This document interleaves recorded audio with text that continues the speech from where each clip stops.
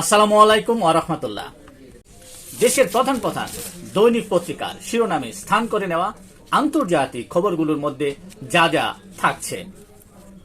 Ukraine যুদ্ধে রাশিয়ার হার মানবে না চীন, এমন মনোভাবের কথা ইউরোপীয় কূটনীতিকদের জানিয়েছে চীনা পররাষ্ট্রমন্ত্রী।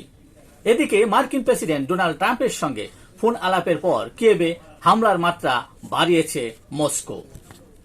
গাজায় যুদ্ধবিরতি হতে পারে যে কোনো সময়, ডোনাল্ড ট্রাম্পের বক্তব্যে এমন আশাবাদ সৃষ্টি হয়েছে। 24 ঘন্টায় ইসরায়েলি হামলায় নিহত 138 জন।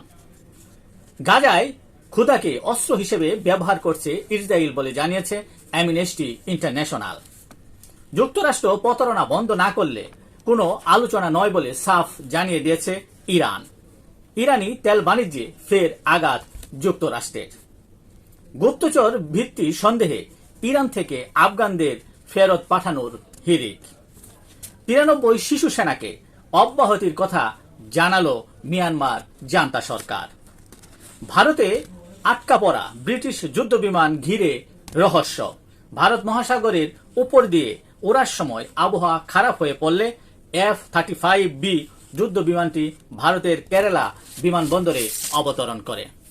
এই ছিল দেশের প্রধান প্রধান দৈনিক পত্রিকার শিরোনামে স্থান করে নেওয়া গুরুত্বপূর্ণ খবরগুলো, যা নিয়ে এতক্ষণ আপনাদের মাঝে উপস্থিত ছিলাম। আশা করি আপনাদের ভালোই লেগেছে। আজকের মতো এখানেই, আবারও দেখা হবে আগামীকাল ঠিক একইভাবে দেশের প্রধান প্রধান দৈনিক পত্রিকার শিরোনামে স্থান করে নেওয়া গুরুত্বপূর্ণ খবরগুলো নিয়ে।